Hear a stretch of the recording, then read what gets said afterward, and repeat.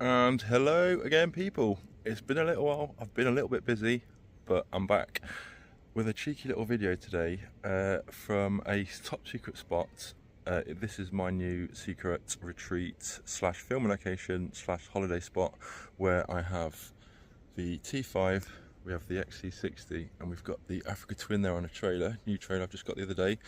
And today we are fitting a tow bar to the XC60 to tow that trailer to Portugal for a month. So that's the video today, and I've actually inadvertently, I'll show you, started the job, forgetting I've got a YouTube channel, forgetting I've got subscribers and viewers that want to see some content. So here we go.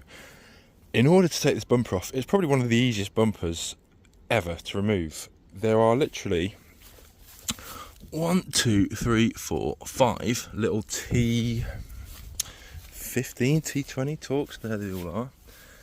You take those out both sides. Then there's two T25s, sorry. Two T25s, they're all T25s. Then there's one there, these rubber stops, take those out. Then you have your fog light and parking sensors that you need to disconnect. The middle two sensors you disconnect once you've removed the bumper. The fog light and the parking sensor you disconnect once before you remove the bumper. And to remove it, once you've taken the screws out, you literally just push this back, unclip it from here, and the whole thing just pulls off. You can do it by yourself. It might be better if you do it with two people, if you've don't want to drop it and scratch it or something like that. I'm on grass, foam mats, so I'm all good. I do have a top secret weapon slash tool coming to help me shortly, in the name of Des. He's a very reliable mate. He's going to come and help me just offer up the tow bar, and so I can get the bolts in it, because it's obviously a big heavy piece of steel. We'll have a look at the tow bar. I've got it from Tow Trust Tow Bars. Instructions, tow bar, all the brackets, bolts. I've gone for the swan neck version because I want it to be as little, as least visible as possible, so it's removable if needed, and you don't really see that once it's fitted. Apparently they say, we'll see, there is one that they did where you'd see this whole metal bar would be sticking out from behind the plastic bumper, but I wanted the sort of discreet one. So I've got to cut a little piece out. You just show you here, you've got to cut a little piece out. So we've got the angle grinder, we'll cut a piece of the bumper out, and that's how it goes together. So right now we need to remove, we're on this step here, remove crash beam. And it's not refitted once the tow bar's on. So to remove that we have to, I have also lowered the exhaust hanger. We've also got to lower the heat shield. So I think that's like a 16mm each side, 16mm each side. Lower the heat shield just so we've got access to get to the bolt holes for the tow bar. So right now we're going to be taking this bumper off. Is it a 16? No, it's too big. It's more like a 14 or a 13. 13. There we go. Yeah, so they're all 13mm bolts. 13mm there. And then I bet this will be 13 as well. Yep, Volvo's brilliant. 13 there as well. Let's get those bolts out.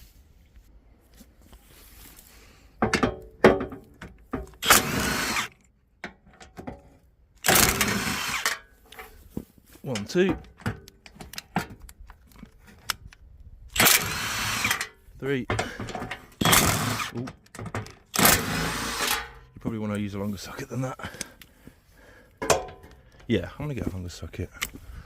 It's going to be better. Where is it? Darn it, we'll use a little extension. Where's the little extension? There it is. Right, I'm going to do this two-handed. Right, so the crash beam's off. Now we can see where the tow bar runners actually slide into each side, with the bolt holes on the side which we need to get access to. Obviously we're going to lower that heat shield now, get those two bottom bolts out, lower the heat shield, and then we'll get the tow bar put together and we'll slide it in. Well, actually we'll wait for the secret weapon Des to turn up and then we'll do it. So what we have to do now is, ooh, bloody hell, nearly took the toe off, is get these on. So we need the mounting faces facing outwards, and then we bolt this on to the end of the tow bar there. I'm here. Right then, we have Secret Up in Des. Say hi to the folks. Hi folks. And we have the tow bar on a nice workbench now, and we have the side brackets bolted on, 90mm bolts, and we're going to offer it up, slide it in. And for the XC60 we have to use, it says here, the rear one and both rear bolt holes. XC70 front bolt holes, that's when we bolt it into the chassis. We have the exhaust bracket obviously removed and the heat shield removed, so we've got access to the bolt holes. Now there's meant to be some tape on the inside of here. Is that tape? Put my hand in there. Yes, look at that. Tape covering the bolt holes. So I'm guessing that's to protect it from corrosion. Is there one in there?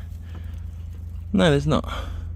That's strange. Well, anyway, we'll get the bolts in, we'll slide this in, and then we'll see how it looks.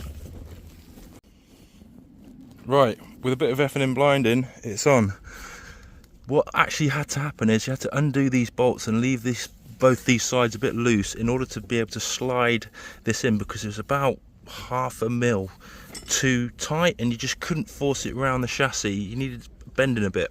So just undid them both, this side and that side, slid it in, bolted it in from underneath, and there is these, where's that tape?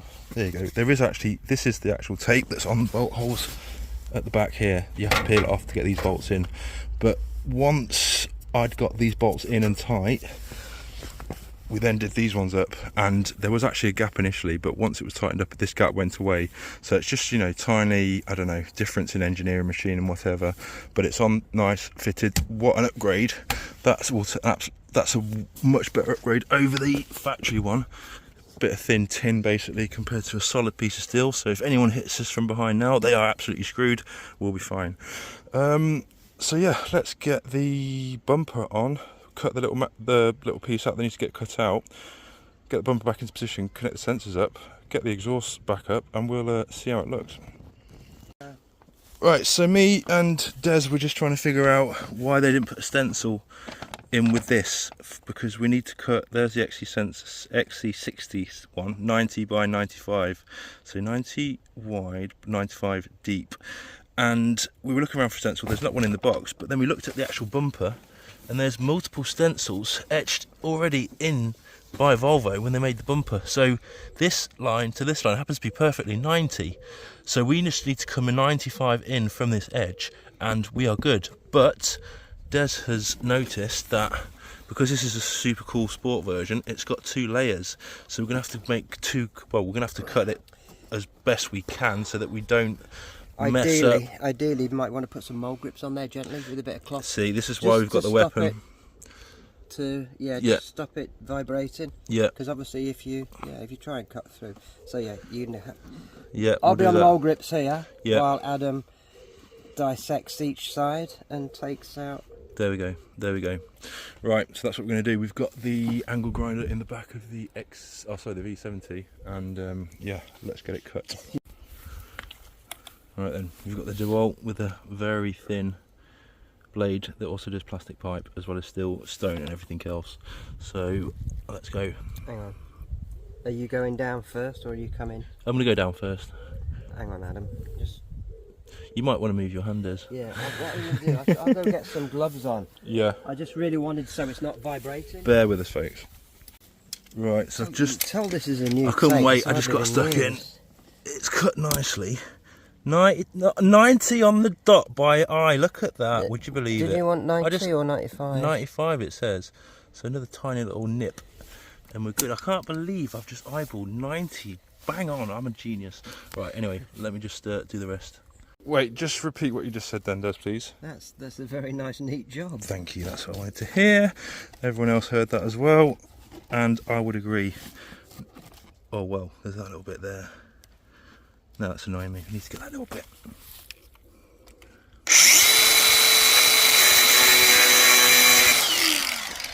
beautiful. Yeah. That bit. There we go. Let's see if it fits. Right, then we're nearly getting there.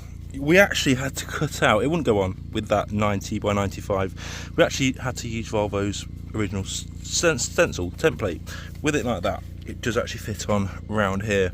You've got to make sure the bolts are in and the swan neck's in before you fit it. Otherwise, before you fit the bumper, otherwise you can't get the bolts in because there's no room to get your hands around here to put the nuts in. So a bit of a weird design. This isn't an official like detachable swan neck. It's obviously detachable if you want it off. If you're going off road or something, you can. You can probably do it from behind the bumper at a pinch, but it's not really, you know, quick release. But yeah, I've got the plug on the trailer socket, 7-pin plug with the wiring being fed through the little grommet there, coming into the back there. We're going to get the bypass relay, which I've got here.